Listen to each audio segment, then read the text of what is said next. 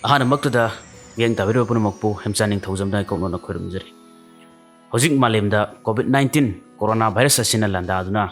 ꯑꯋꯥꯕ ꯀꯌꯥ ꯃꯥꯌꯣꯛꯅꯔꯤ꯫ ꯏꯔꯝꯗꯝ ꯑꯁꯤꯗꯁꯨ ꯍꯥꯏꯔꯤꯕ ꯁꯦꯀꯦꯟ ꯋꯦꯕ ꯑꯁꯤꯅ ꯂꯥꯟꯗꯥꯗꯨꯅ ꯅꯣꯡꯃꯗ ꯃꯤꯑꯣꯏ ꯌꯥꯝꯂꯕ ꯃꯤꯁꯤꯡ ꯀꯌꯥ ꯄꯣꯖꯤꯇꯤꯚ ꯑꯣꯏꯕ ꯑꯃꯗꯤ ꯃꯤꯑꯣꯏ 10ꯒꯤ ꯃꯊꯛꯇ ꯅꯨꯡꯇꯤꯒꯤ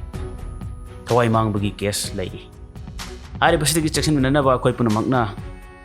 ꯒꯣꯚꯔꯟꯃꯦꯟꯠꯅ ꯄꯤꯔꯤꯕ SOPꯁꯤꯡ ꯑꯁꯤ ꯉꯥꯛꯅ ꯆꯠꯃꯤꯟꯅꯕ ꯑꯃꯗꯤ ꯃꯤ ꯑꯃꯒꯤ ꯃꯔꯛꯇ ꯐꯤꯖꯤꯀꯦꯜ ꯗꯤꯁꯇꯦꯟꯁꯤꯡ ꯊꯝꯕꯤꯕ, ꯀꯔꯤꯒꯨꯝꯕ ꯄꯣꯠꯁꯛ ꯑꯃ ꯈꯨꯠꯅ ꯄꯥꯏꯔꯨꯕ ꯃꯇꯝꯗ ꯃꯗꯨ ꯈꯨꯠ ꯑꯁꯤ ꯁꯦꯅꯤꯇꯥꯏꯖꯔ ꯁꯤꯖꯤꯟꯅꯗꯨꯅ ꯁꯦꯅꯤꯇꯥꯏꯖ ꯇꯧꯊꯣꯛꯄꯤꯕ ꯑꯃꯗꯤ ꯁꯥꯄꯣꯟꯅ ꯁꯦꯡꯅ ꯆꯥꯝꯊꯣꯛꯄꯤꯕ, ꯃꯤꯌꯥꯝ ꯇꯤꯟꯕ ꯃꯐꯝꯁꯤꯡ ꯑꯁꯤ ꯌꯥꯔꯤꯃꯈꯩ ꯑꯩꯈꯣꯏ ꯆꯪꯕꯤꯗꯅ ꯌꯥꯔꯤꯃꯈꯩ ꯏꯁꯥꯒꯤ ꯊꯋꯥꯏ ꯑꯁꯤꯒꯤꯗꯃꯛꯇ ꯈꯜꯂꯒ ꯏꯁꯥꯁꯤ ꯁꯣꯏꯗꯅꯕ ꯅꯥꯗꯅꯕ ꯈꯜꯂꯒ ꯏꯔꯛ ꯇꯤꯟꯕ ꯃꯐꯝꯁꯤꯡ ꯑꯁꯤ ꯌꯥꯔꯤꯃꯈꯩ ꯆꯪꯕꯤꯗꯅꯕ ꯃꯂꯨꯛꯅ ꯍꯥꯏꯖꯔꯤ꯫ ꯄꯤꯔꯤꯕ ꯃꯥꯒꯤ ꯂꯩꯔꯤꯕ ꯔꯨꯜꯁ ꯑꯦꯟ ꯔꯤꯒꯨꯂꯦꯁꯟꯁꯤꯡ ꯑꯁꯤ ꯑꯩꯈꯣꯏ ꯄꯨꯟꯅ ꯃꯇꯝ ꯈꯔꯗꯤ ꯉꯥꯛꯅ ꯆꯠꯃꯤꯟꯅꯁꯤ, ꯂꯥꯏꯅꯥ ꯑꯁꯤꯗꯒꯤ ꯑꯩꯈꯣꯏ ꯄꯨꯟꯅ ꯂꯥꯟꯊꯦꯡꯃꯤꯟꯅꯁꯤ ꯍꯥꯏꯕ ꯋꯥꯐꯝ ꯑꯁꯤ ꯃꯤꯌꯥꯝꯗ ꯊꯝꯖꯔꯤ꯫ ꯂꯣꯏꯅꯅ ꯍꯧꯖꯤꯛ ꯂꯩꯔꯤꯕ ꯂꯣꯛꯗꯥꯎꯟ ꯑꯁꯤꯗ ꯌꯨꯝꯗ ꯂꯩꯕ ꯃꯇꯝꯗ ꯉꯥꯏꯍꯥꯛꯇꯪ ꯑꯣꯏꯔꯕꯁꯨ ꯑꯋꯥꯕ ꯄꯣꯊꯥꯅꯕꯒꯤꯗꯃꯛꯇ NSMR ꯁ꯭ꯇꯨꯗꯤꯑꯣꯅ ꯃꯤꯌꯥꯝꯗ ꯑꯣꯗꯤꯑꯣ ꯗ꯭ꯔꯃꯥ ꯑꯃꯗꯤ ꯋꯥꯔꯤ ꯅꯨꯡꯉꯥꯏꯔꯕ ꯐꯖꯔꯕ ꯋꯥꯔꯤ ꯀꯌꯥ, ꯅꯨꯡꯉꯥꯏꯔꯕ ꯑꯦꯟꯇꯔꯇꯦꯟꯃꯦꯟꯠ ꯄ꯭ꯔꯣꯒ꯭ꯔꯥꯝ ꯀꯌꯥ NSMR ꯁ꯭ꯇꯨꯗꯤꯑꯣꯅ NSMR ꯁ꯭ꯇꯨꯗꯤꯑꯣꯒꯤ ꯌꯨꯇ꯭ꯌꯨꯕ ꯆꯦꯅꯦꯜꯗ ꯁꯟꯗꯣꯛꯅꯕ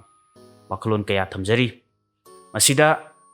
ꯋꯥꯔꯤ ꯏꯕꯗ ꯈꯣꯏꯗꯥꯕꯤꯕ, ꯋꯥꯔꯤ ꯏꯕ ꯄꯥꯝꯖꯕ ꯃꯤꯑꯣꯏ ꯀꯌꯥꯅ ꯋꯥꯔꯤ ꯏꯕꯤꯕ ꯑꯃꯗꯤ ꯏꯅꯤꯡꯕ ꯂꯩꯔꯒꯗꯤ ꯃꯗꯨ ꯑꯗꯣꯝꯒꯤ फजरबा वारीसिंग अदु NSMR स्टूडियोदा सबमिट तौबियु अदुगा वारी पाबदा खोइदाजबा वारी लीबदा पामजबा आर्टिस्टसिंग याउबिरगदि मदुसु NSMR स्टूडियोदा NSMR स्टूडियो की फेसबुक पेज दा मदि आइसामक्ता कांटेक्ट तौबिरकांदा हारिबा थौरमसिदा सरुक याबियु हाइना NSMR स्टूडियो ना मियामदा मोलुकचरी मुकसवाने निसिंजरी लाइना आसिदगी अखोइ पुना ngathokminasi stay safe stay healthy।